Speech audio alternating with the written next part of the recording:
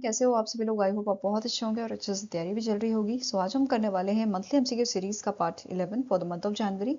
अगर आपने इसका प्रीवियस पार्ट नहीं देखा है तो आई बटन पर क्लिक कर सकते हैं, यहाँ पे आपको इसका लिंक विजिबल हो जाएगा। एंड फॉर द पीडीएफ आप हमारा टेलीग्राम चैनल ज्वाइन कर सकते हैं, जिसका लिंक आपको डिस्क्रिप्शन बॉक्स में मिल जाएगा। So let's begin with the session. So first आपका क्वेश्चन है, what is the central purpose of MOU memorandum of understanding sign between the digital India Bhashini division and the survey of India. So recently survey of India और digital India Bhashini division का एक agreement sign हुआ है।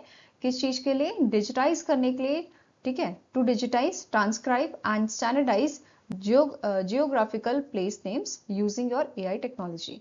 सो AI की मदद से हम जो है डिजिटाइज करें, आपके ट्रांसक्राइब एंड स्टैंडर्डाइज करें जियोग्राफिकल प्लेस नेम्स को, राइट। सो इस एमओयू का मेन पर्पस क्या है? एनहांस करना development of accurate multilingual and standardise toponymic data set in accordance with the national geospatial policy 2022। ठीक है, अब बात करते हैं भाषिणी की। भाषिणी जो है इसके करंट सीईओ हैं आपके अमिताभ नाग, और इसे जो है एस्टैब्लिश किया गया था इन the year 2022, right. Now next is the government e-marketplace signed an MOU with which institution to promote MSME participation in public procurement. So जो government e-marketplace है, इन्होंने recently एक agreement sign किया है आपके M Visvesvaraya industrial research and development centre, world trade centre Mumbai के साथ। ठीक है, इनके साथ ये अग्रीमेंट साइन किया है इन्होंने प्रमोट करने के लिए एमएसएमई पार्टिसिपेशन को, right. So answer is option number B. Next आपकी न्यूज है, नीति आयोग ने रिलीज किया है 3 report on a green transition in cement, aluminium and MSME sector. इसका मेन पर्पस है प्रोवाइड करना sectoral road map green transition and decarbonisation के लिए। And this is released in alignment with the net zero, India's net zero by 2070 goal, right. Cement sector की बात करेंगे पहले, तो करंट स्टेटस की यहाँ पे बात करें तो इन ईयर 2023 जो प्रोडक्शन आपका देखा गया था वो था आपका 391 मिलियन टन्स का। एंड इस प्रोडक्शन की वजह से जो एमिशन आपका हुआ था, ठीक है, सो ये आपका लगभग देखा गया है कि सीमेंट सेक्टर जो है इसने अप्रोक्सीमेटली 6% ऑफ एमिशन जो है वो कंट्रीब्यूट किया है इंडिया का, ठीक है। देन प्रोजेक्शन की बात करें 2070 तक टारगेट है कि या आप कह सकते हो प्रिडिक्शन है कि आपका जो प्रोजेक्शन है, प्रोडक्शन है सीमेंट का, ये आपका पहुंचेगा 2100 मिलियन टन्स तक, ठीक है। अब टारगेट क्या है? हमारा टारगेट है डीकार्बनाइजेशन का या कार्बन इंटेंसिटी को रिड्यूस करने का from 0.63 tonnes of carbon dioxide equivalent per ton to 0.09 to 0.13 tons of carbon dioxide equivalent per ton, ठीक है। तो ये आपका हमारा टारगेट रहेगा। रिकमेंडेशन क्या है कि हम यूज करें refuse derived fuel from municipal waste instead of a coal, increase करें use of supplementary cementitious material and clinker substitutes, right. तीसरा यहाँ पे रिकमेंडेशन क्या है? हम डिप्लॉय करें carbon capture, utilisation and storage को, राइट। इसके अलावा इम्पैक्ट की बात करें तो ये अगर चीजें हम यूज करते हैं तो ये रिड्यूस करेगा 80 से 85% of greenhouse gas emission in cement by 2070, right. Next बात करते हैं एल्यूमिनियम सेक्टर की। तो करंट स्टेटस 2023 का यहाँ पे लिया गया है डेटा, जिसमें आपका आउटपुट था 4 मिलियन टन्स का, जो कंट्रीब्यूट करता है approximately 2.8% of India's green house gas emission, ठीक है। प्रोजेक्शन क्या है कि यहाँ पे एक्सपेक्टेड है कि 2070 तक इसका जो आपका प्रोडक्शन है वो 37 मिलियन टन्स का रहेगा, ठीक है। इसमें भी आपकी 3 स्टेज स्ट्रैटेजी बताई गई है, जिससे short term up to 2030 shift हम करें रिन्यूएबल एनर्जी में, ठीक है, renewable energy round to clock में with a better grid connectivity. Medium term 2030 से 2040 तक का बताया जा रहा है, जिसमें हम इंटीग्रेट करें न्यूक्लियर पावर में इनटू अ एनर्जी मिक्स, ठीक है। देन लॉन्ग टर्म में beyond 2040 we use CCUS with captive generation if required, ठीक है। और गोल क्या है? बैलेंस करना रैपिड कैपेसिटी एक्सपेंशन को with energy security and emission reduction, ठीक है। नेक्स्ट सेक्टर आता है आपका एमएसएमई सेक्टर, जो आपका कंट्रीब्यूट कर रहा है approximately 30% of GDP and it employs 250 million people and account for 46% of export. ठीक है, रिकमेंडेशन क्या है, हम डिप्लॉय करें एनर्जी एफिशिएंट इक्विपमेंट्स, अडॉप्ट करें अल्टरनेटिव फ्यूल्स, इंटीग्रेट करें ग्रीन इलेक्ट्रिसिटी को। अप्रोच क्या रहेगा, यूज करना cluster based implementation framework for scalable cost effective adoption across diverse MSME segments, right? Now next is, इस पे बेस्ड क्वेश्चन करते हैं अब। So by 2070 India aims to reduce carbon intensity of cement production from 0.63 tonnes of carbon dioxide equivalent per tonne to approximately, तो ये कितना आपका था, तो it is 0.09 to 0.13 tonnes of carbon dioxide equivalent per tonne. ठीक है, so answer is option number C. Now next आपका news है 86 all India presiding officers conference आपकी हुई थी, कहाँ पे हुई थी, उत्तर प्रदेश में, लखनऊ उत्तर प्रदेश में ये आपकी हुई थी। ठीक है, it is inaugurated by the Anandiben Patel जो गवर्नर है यूपी की, and it was chair by the Om Birla Lok Sabha speaker. ठीक है, अब यहाँ पे यूपी में ये 4th टाइम आपका हुआ था, इससे पहले 1961 में, 85 में एंड 2015 में ये हुआ था, एंड नाउ इन 2026। इसका थीम क्या था, strong legislature prosper nation. Participation की बात करें तो 36 प्रेसिडिंग ऑफिसर यहाँ पे शामिल हुए थे 24 स्टेट्स एंड यूटी से। एंड जो कॉन्फ्रेंस थी इसमें आपका 6 की रेजोल्यूशन अडॉप्ट किए गए हैं। पहला है विकसित भारत 2047, जिसमें कहा गया है legislator to contribute towards India's development goal by 2047। Legislative sittings जो है एटलीस्ट यहाँ पे बोला है 30 सिटिंग एनुअली होनी चाहिए for all state legislatures and political parties. Next है टेक्नोलॉजी की बात करें तो यहाँ पे क्या बोला है, हमें स्ट्रेंथन करना है use of digital tools for transparency and citizen focus. And next है लीडरशिप एंड डेमोक्रेसी, जो डिपेंड करेगा democratic tradition through stronger leadership. Next आता है कैपेसिटी बिल्डिंग, ट्रेन करना एमपीज एंड एमएलएज को in a digital technology and research, right. Next आता है national legislative index, create करना बेंचमार्क एक्सेस करने के लिए और इंप्रूव करने के लिए लेजिस्लेटिव परफॉर्मेंस को एंड अकाउंटेबिलिटी को, राइट। नाउ नेक्स्ट आपका क्वेश्चन है, the union cabinet chaired by PM Narendra Modi approved an equity infusion of how much amount to SIDBI to expand credit availability for MSMEs. जल्दी से मुझे कमेंट सेक्शन में सिडबी की full form बताइए। ठीक है, सो अभी यूनिट कैबिनेट ने अप्रूव किया है 5000 करोड़ का अमाउंट, ठीक है, equity infusion into SIDBI to expand credit availability for MSMEs, right. So answer is option number D, 5000 crore का ये अमाउंट जो है यहाँ पे अप्रूव किया गया है इक्विटी इन्फ्यूजन के लिए। और इसका टाइमलाइन क्या क्या रहेगा आपका, फाइनेंशियल ईयर 2026 से फाइनेंशियल ईयर 2028, और इम्प्लीमेंटिंग एजेंसी रहेगी मिनिस्ट्री ऑफ फाइनेंस की डिपार्टमेंट ऑफ फाइनेंशियल सर्विसेज। ठीक है, 3 ट्रेंचे में आपका जो है रहेगा। फर्स्ट में 3000 करोड़ फाइनेंशियल ईयर 2025-26 के लिए, ठीक है। देन सेकेंड ट्रेंचे रहेगा 1000 करोड़ का फाइनेंशियल ईयर 2026-27 के लिए, एंड ये आपका थर्ड जो है ये आपका रहेगा 1000 करोड़ का फाइनेंशियल ईयर 2027-28 के लिए, ठीक है। नाउ एमएसएमई ग्रोथ की बात करें तो इसका इम्पैक्ट जो है क्या पड़ेगा, वो सब चीजें देखते हैं। करंट रीच क्या है फाइनेंशियल ईयर 2025 की, 76.26 लाख एमएसएमई सपोर्टेड यहाँ पे है, एंड हमारा टारगेट है फाइनेंशियल ईयर 2028 तक 1.02 करोड़ एमएसएमईज को सपोर्ट किया जाए, ठीक है। नाउ सिडबी की बात करें, इसके करंट सीएमडी आपके हैं मनोज मित्तल, हेडक्वार्टर लखनऊ में लोकेटेड है, और इसकी स्टैब्लिशमेंट की गई थी 1990 में। नाउ नेक्स्ट आपकी न्यूज है, रिसेंटली कैबिनेट ने अप्रूव किया है कंटिन्यूएशन ऑफ अटल पेंशन योजना, ठीक है, टिल फाइनेंशियल ईयर 2030-2031, ठीक है। नाउ यहाँ पे मेन एम क्या है, एक्सटेंड करना funding for promotional and development activities and gap funding ensure करने के लिए स्कीम वायबिलिटी को। अब बात करें अटल पेंशन योजना की, तो ये आपकी 2015 में लॉन्च की गई थी, एंड इम्प्लीमेंटेशन इसका 1 जून 2015 से हुआ था, ठीक है। It is administered by the PFRDA, pension fund regulatory and development authority, under your national pension system framework, ठीक है। ये चैनलाइज आपका मतलब बेसिकली आपका इम्प्लीमेंट किया गया है through the public sector banks, private banks, आपके RRBs, स्मॉल फाइनेंस बैंक, ठीक है, प्राइवेट बैंक्स जो आपके हैं ये सारे आपके हैं, ठीक है, payment bank, sorry, corporative banks and department of post. Eligibility की बात करें तो 18 से 40 इयर्स की इसका क्राइटेरिया है।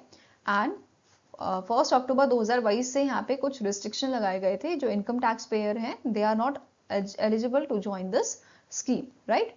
कंट्रीब्यूशन पीरियड आपका मिनिमम 20 ईयर्स का रहेगा, vary by age at enrolment, तो वेरी करेगा आपके एज के अकॉर्डिंग, राइट।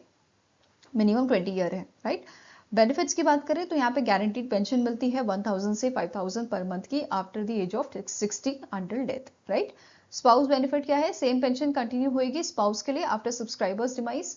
नॉमिनी बेनिफिट क्या है, पेंशन वेल्थ ट्रांसफर होंगे to the nominee after death of both subscriber and spouse, ठीक है। अब बात करते हैं हम कंट्रीब्यूशन की। तो एट द एज ऑफ 18 अगर आप ज्वाइन करते हो इस स्कीम को तो आपको 42 से 210 के बीच में अमाउंट जो है पर मंथ देना होता है। Then at the age of 40 291 से 1454 पर month, right. Payment frequency monthly, quarterly और हाफ ईयरली आप इसे रख सकते हो। एग्जिट एंड विड्रॉल की बात करें, नॉर्मल एग्जिट जो है full guaranteed pension after age 60। Premature exit allowed only in case of a death और टर्मिनल इलनेस। वॉलंटरी एग्जिट में जो है यहाँ पे परमिट किया जाता है, बट जो सब्सक्राइबर है they will receive only accumulated contribution plus interest, ठीक है।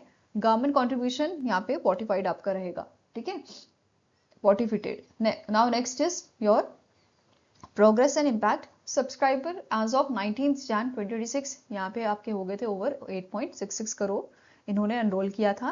एंड एम्प्लॉयमेंट कवरेज, की pillar of inclusive society social security for unorganised workers, ठीक है, ये कवरेज आपका है। और एनरोलमेंट शेयर की बात करें तो सबसे ज्यादा आपका पब्लिक सेक्टर बैंक्स का है, ठीक है, अप्रोक्सीमेटली 70.44% का। एंड आफ्टर दैट आरआरबीज का 19.80% का, 80% का, राइट।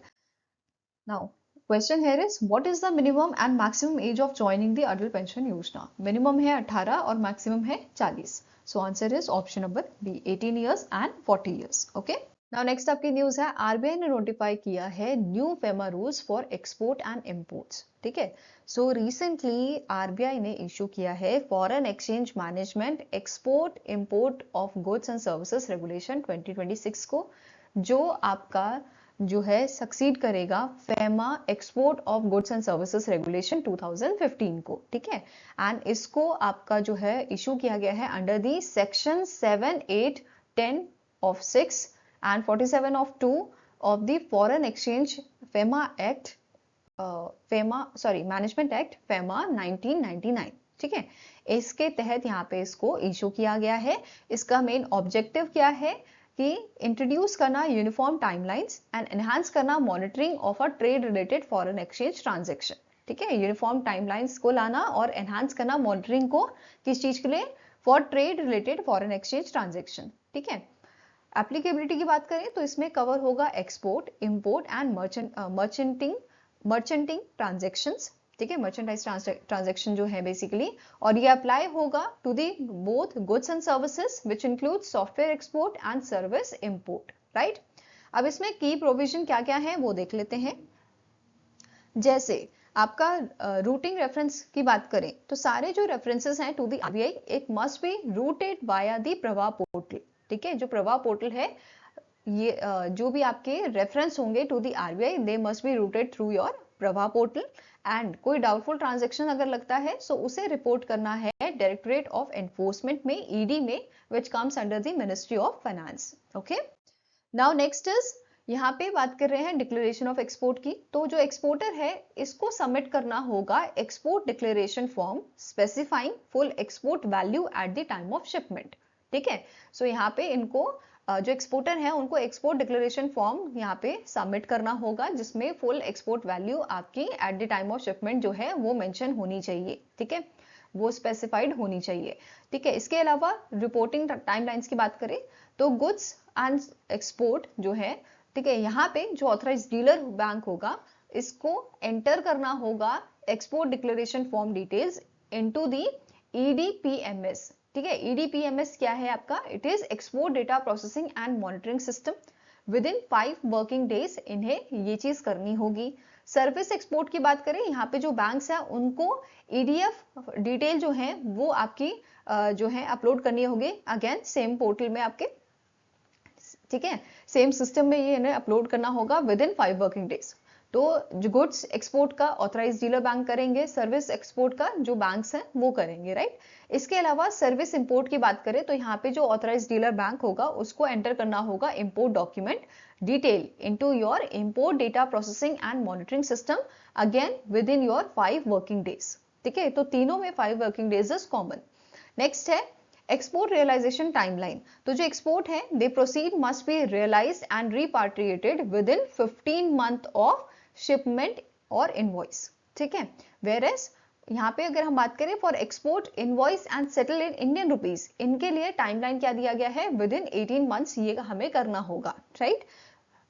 जो एक्सपोर्ट प्रोसीड्स हैं 15 मंथ्स में, और अगर यहाँ पे ये इनवॉइस और सेटल जो है वो इंडियन रुपीज में है तो इसको फिर 18 मंथ्स में करना होगा। ठीक है, नेक्स्ट आता है रिपोर्टिंग ऑफ रेमिटेंस।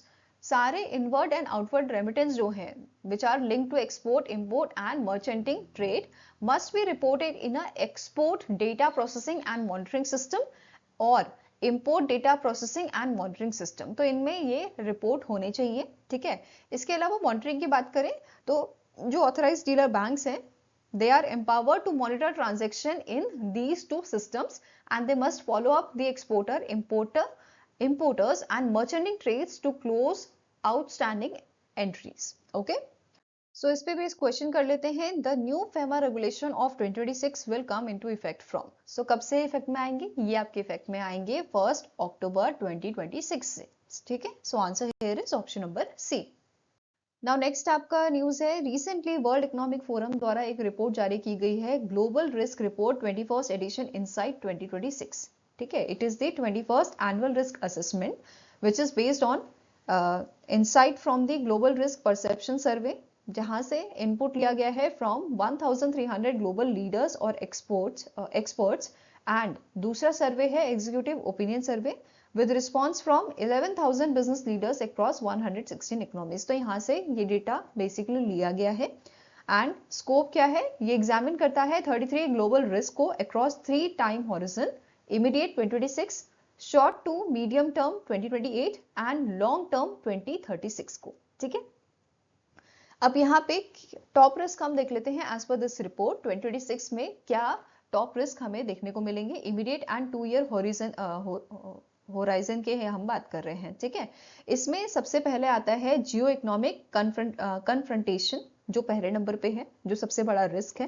ठीक है, followed by state based armed conflict, misinformation and disinformation, extreme weather and social protection gap. So these are the top risk as per this report. इसके अलावा लॉन्ग टर्म रिस्क की अगर हम बात करें तो इसमें आता है नाम आपका एक्सट्रीम वेदर इवेंट्स का, followed by biodiversity loss and ecosystem collapse. Next आता है critical changes to earth system, then misinformation and disinformation and the last is adverse outcomes of your artificial intelligence technology. तो ये आपके 2036 के या आप बोल सकते हो लॉन्ग टर्म रिस्क ये हमें देखने को मिल रहे हैं। इसके अलावा ऐसे रिस्क जो इंडिया में फेस किए जा रहे हैं they are cyber insecurity. Major जो रिस्क इंडिया में फेस किया जा रहा है वो है आपका cyber insecurity.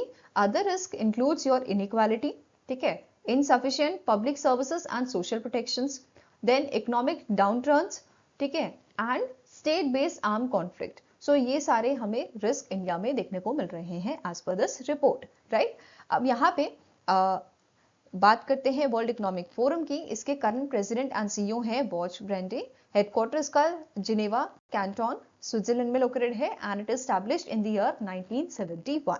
Okay, now next आपको क्वेश्चन है, which Indian state launch the Mukhyamantri Sehat Yojana, universal health care scheme to provide free cashless medical treatment of up to ₹10 lakh per family per year. तो इनमें से कौन सा इंडियन स्टेट है जिसने लॉन्च किया है मुख्यमंत्री सेहत योजना। सो इस योजना को लॉन्च किया है, स्कीम को लॉन्च किया है आपके पंजाब ने। ठीक है, पंजाब गवर्नमेंट द्वारा इसको लॉन्च किया गया है और ये free cashless medical treatment provide करेगा गवर्नमेंट एंड एनपैनल्ड प्राइवेट हॉस्पिटल्स में थ्रू आउट पंजाब। ठीक है, एलिजिबिलिटी क्या है कि जो पर्सन है वो आपका पंजाब का रेजिडेंट होना चाहिए एंड उसके पास वैलिड आधार कार्ड या वोटर ID कार्ड जो है वो होना चाहिए। ठीक है, now next is the government of Uttarakhand signed an MOU with which organization to launch the healthy border campaign Swasth Seema Abhiyan। So Uttarakhand government के साथ मिलके लॉन्च किया गया है एक मतलब बेसिकली एक एमओयू साइन हुआ है आईटीबीपी का, और इन्होंने इस एमओयू के तहत हेल्दी बॉर्डर कैंपेन नाम से कैंपेन जो है वो लॉन्च किया है। ठीक है, आंसर हो जाएगा आपका option number C, Indo Tibetan border police, that is ITBP के साथ ये अग्रीमेंट साइन हुआ था। और इस अग्रीमेंट के तहत ये जो आपका कैंपेन लॉन्च किया गया है, ठीक है, ये basically integrated primary health care services जो है वो प्रोवाइड करेगा 108 बॉर्डर विलेजेस में। और फर्स्ट फेज में ये आपके कौन कौन से गांव में जो है ये इस टाइप की सर्विसेज जो है वो प्रोवाइड करेंगे, health care services, Pithoragarh, Chamoli, Uttarkashi में। ठीक है, now under this MOU ITBP जो है ये डिप्लॉय करेंगे इनके qualified doctors and paramedical staffs को to provide medical inspection room and telemedicine facilities, and they will conduct regular village visit, manage करेंगे medical health records and equipment and consumables, right? Now next question है, the government of Goa signed an MOU with which company to strengthen digital infrastructure and disaster resilience using satellite based broadband solution? तो recently Goa की जो government है इन्होंने agreement sign किया है आपका Starlink satellite communication private limited के साथ स्ट्रेंथन करने के लिए इनका digital infrastructure and disaster resilience using the satellite based broadband solution. Okay, you can also say it's a Starlink India. Okay, now next is the Allied Orbit Consortium, which is led by which company, signed an agreement with the InSpace to design and operate India's first privately led national Earth observation satellite constellation under the Earth Observation Public Private Partnership Program. So recently Allied Orbit Consortium जिसको lead कर रहा है आपका pixel space India, इसने agreement sign किया है इनस्पेस के साथ डिजाइन करने के लिए और ऑपरेट करने के लिए इंडिया के पहले privately led national earth observation satellite consortium constellation को under this earth observation public private partnership programme. Okay, अब यहाँ पे इसमें इस एमओयू के तहत कौन कौन से आपके पार्टनर रहेंगे, जैसे ध्रुव स्पेस प्राइवेट लिमिटेड रहेगा satellite manufacturing and ground infrastructure के लिए, आपका PierSight space private limited, it will provide synthetic aperture radar satellite for the all weather imaging, and the next is SatSure analytics India private limited जो deliver करेगा multi spectral data and analytics for application जैसे agriculture and climate monitoring के लिए। ठीक है, इसके अलावा constellation की बात करें, इसमें फ्लीट साइज आपका होगा 12 लो अर्थ ऑर्बिट सैटेलाइट्स का। ठीक है, सेंसर्स की बात करें, यहाँ पे optical, multi spectral, hyper spectral and SAR यहाँ पे आपके रहेंगे। कैपेबिलिटीज डे एंड नाइट में वर्क करेंगे एंड ऑल वेदर इमेजिंग ये प्रोवाइड करेंगे। ठीक है, नाउ पीपीपी मॉडल की बात करें तो इसमें self fund zero cost bid approach यहाँ पे रहेगा। Implication is consortium opted for the for up 350 crore in a government support, and it will अगर बात करें बेनिफिट की, so it will ensure government access to the constellation while maintaining private ownership and funding, right? Next आता है deployment आपके timeline की। So phase 1 में आपके फर्स्ट 4 सैटेलाइट जो है वो लॉन्च की जाएंगी in the Q1 of 2027 and remaining 8 satellite will be diploid sequentially in a later years. ठीक है, नाउ नेक्स्ट आपका क्वेश्चन है, the new Hindustan aeronautics limited HAL का MRO hub, maintenance, repair and overall hub जो है वो स्टैब्लिश किया जा रहा है आपका कौन से स्टेट में, ये स्टैब्लिश हो रहा है असम में। ठीक है, सो रिसेंटली पीबी रंगारो जो सीईओ है आपके helicopter complex of HAL with a general officer commanding Gajraj corps, he laid foundation stone of HAL's MRO hub at the Misamari in Assam. ठीक है, सो इस जगह पे HAL का MRO हब जो है वो स्टैब्लिश किया जाएगा आपका, इसका फाउंडेशन स्टोन बेसिकली रखा गया है अभी। नाउ नेक्स्ट आपको क्वेश्चन है, the receivable exchange of India limited which is a TReDS platform. सो ये जो प्लेटफॉर्म है इसने डिक्लेयर किया है एंड पे किया है, it has paid N interim dividend of 21.6% of the face value of its share, और ये ऐसा करने वाला पहला आपका ट्रेड प्लेटफॉर्म बना है। Now question here is, which among the following institutions are the founders and partners of Receivable Exchange of India Limited? So इस ट्रेड प्लेटफॉर्म के आपके पार्टनर एंड फाउंडर्स कौन है? सिडबी है आपका, NSE है along with SBI, ICICI bank and yes bank, ठीक है। So answer here is option number C. And RXIL जो आपका है बेसिकली जो आपका receivable exchange of India limited है, ये पहला आपका ट्रेड प्लेटफॉर्म बना है इंडिया में जिसने रिटर्न किया है capital to its stakeholders, ठीक है। नाउ अदर आपके ट्रेड्स प्लेटफॉर्म देख लेते हैं, जैसे M1 exchange is another example of TReDS platform, then invoice mart, then C2FO India TReDS. तो ये सारे आपके ट्रेड्स प्लेटफॉर्म है, ठीक है, जिन्हें जो basically RBI approved TReDS platform आपके हैं, ओके।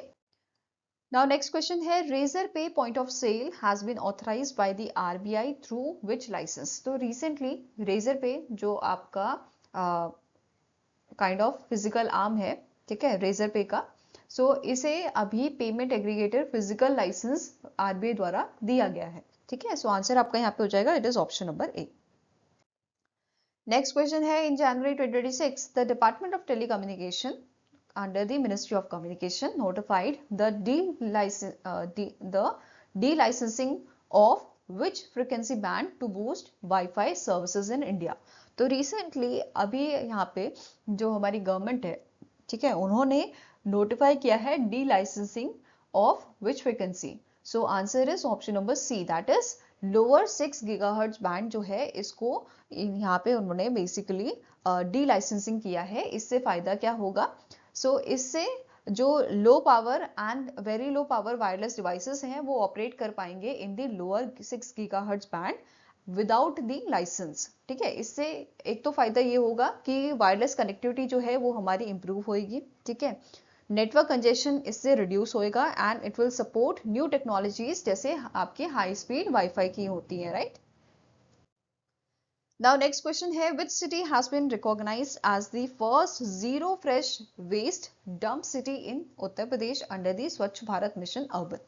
तो इनमें से कौन सी सिटी है उत्तर प्रदेश की जो पहली zero fresh waste dump city बनी है? So it is your Lucknow, ठीक है, it is your Lucknow under your Swachh Bharat mission urban, right. Lucknow has been recognised as a first city in Uttar Pradesh जिसने अचीव किया है 100% scientific processing of a municipal solid waste. It eliminates the need for fresh waste dumping, right. Next है, लखनऊ जो है ये manage कर रहा है 2100 metric tons per day of municipal solid waste through its scientific processing.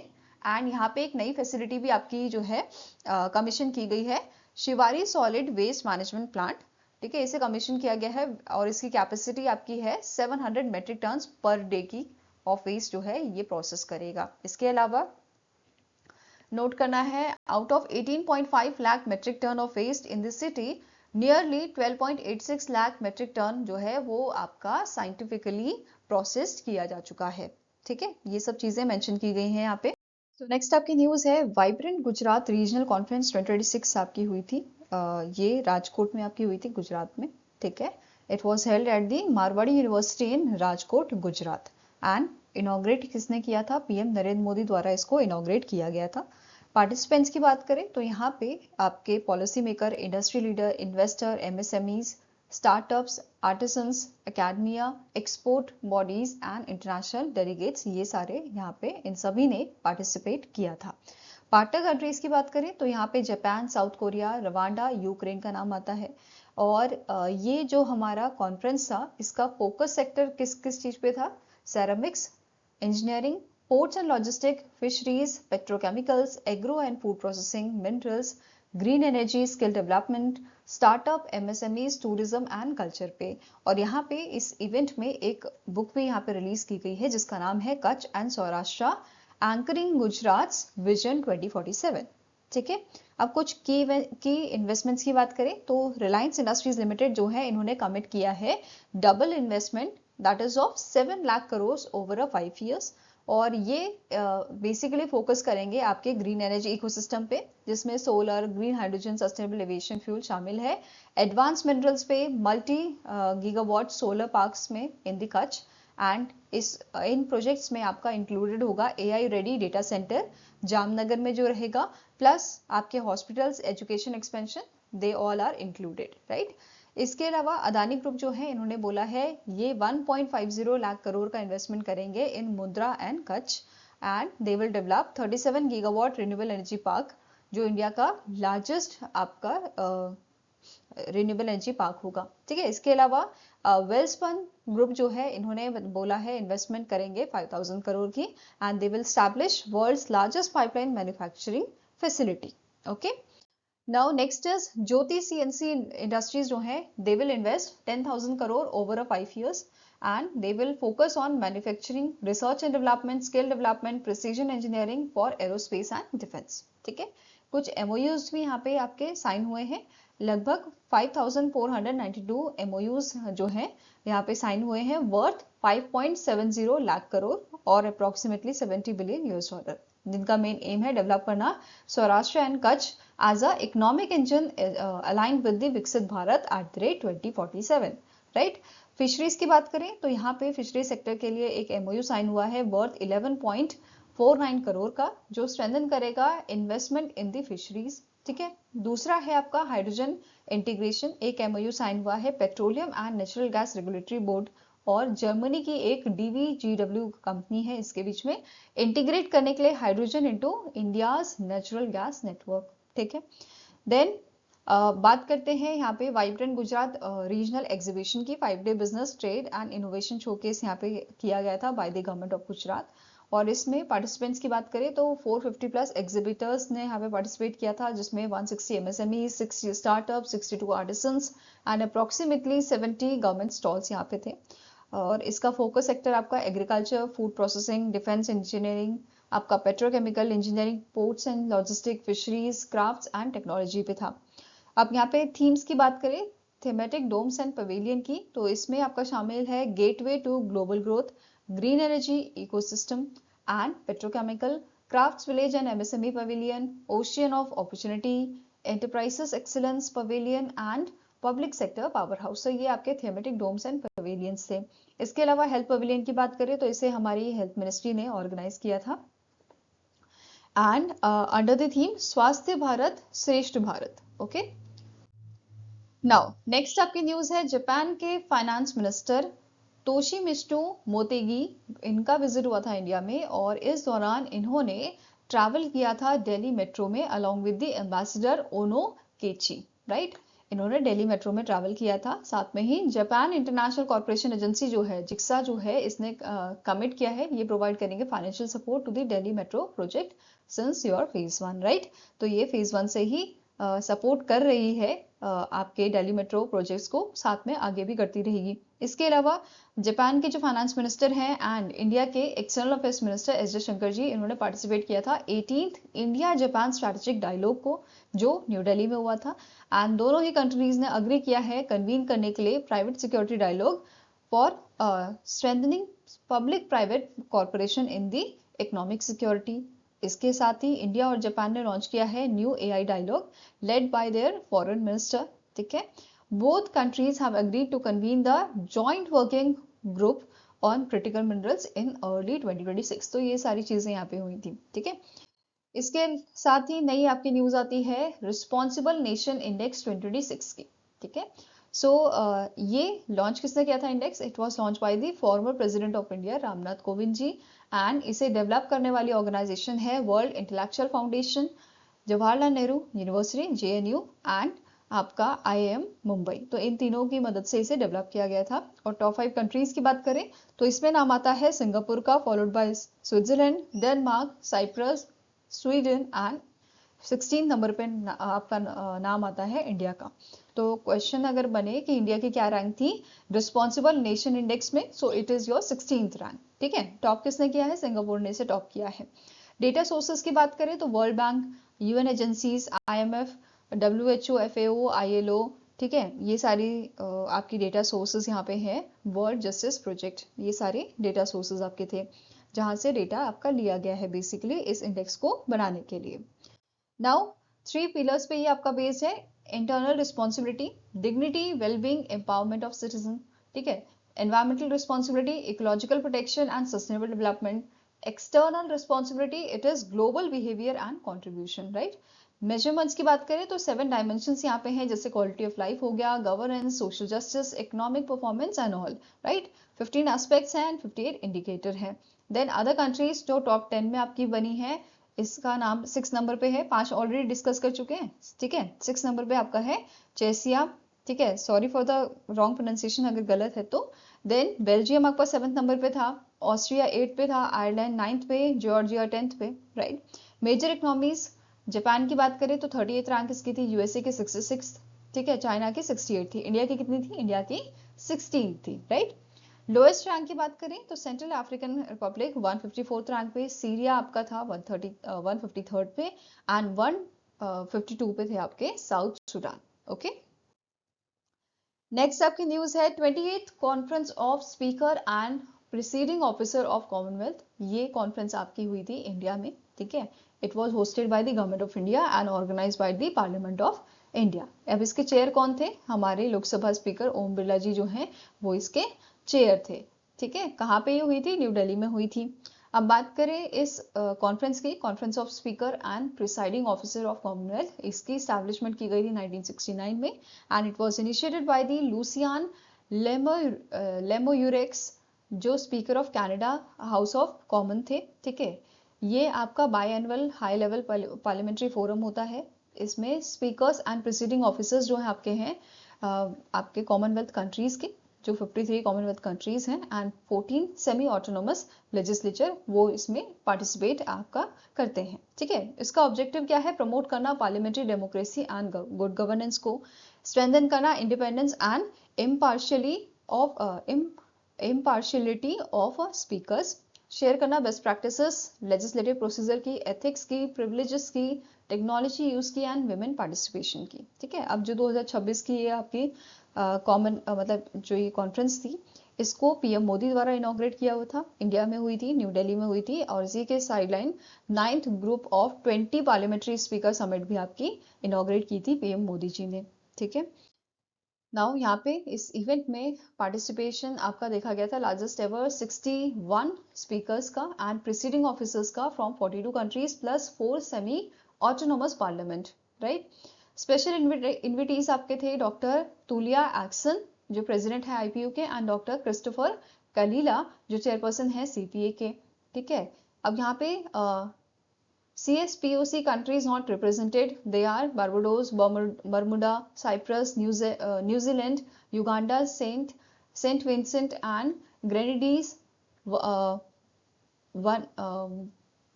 Vanuatu and Eswatini, ठीक है। Then semi autonomous parliaments not represented, इसमें British Virgin Island, Falkland Island, Gibraltar, Niue and Saint Helena ये शामिल आपके। अब focus areas का क्या था आपकी, AI in parliament, balancing innovation and oversight, social media impact on parliamentarians, ठीक है, enhancing public understanding and parliament and citizen participation beyond voting. Other आपके फोकस एरिया थे security, health and wellbeing of MPs and staff, role of speakers in maintaining strong democratic institution. साथ में ही note करना है जो Lok Sabha speaker हैं ओम बिरला जी, इन्होंने hand over की थी चेयरमैनशिप 29th CSPOC की टू दी लिंडसे हॉले जो स्पीकर है यूके हाउस ऑफ कॉमन के, ठीक है। और 2028 में आपकी नेक्स्ट या 29th CSPOC होगी, और ये कहाँ पे होगी, लंदन यूके में आपकी होगी, ठीक है। आई होप गाइस आपको ये वीडियो पसंद आया हो, पसंद आया तो लाइक एंड शेयर जरूर कीजिएगा। हमारे साथ जुड़ने के लिए हमारे चैनल को सब्सक्राइब कीजिएगा। अगर आपके कुछ सजेशन है तो आप हमें मेल कर सकते हो benchmarkstudy007@gmail.com पे, या फिर आप हमें कमेंट सेक्शन में भी लिख सकते हैं। सो मिलेंगे ऐसे नेक्स्ट वीडियो के साथ, take care, have a nice day and all the best for your preparations.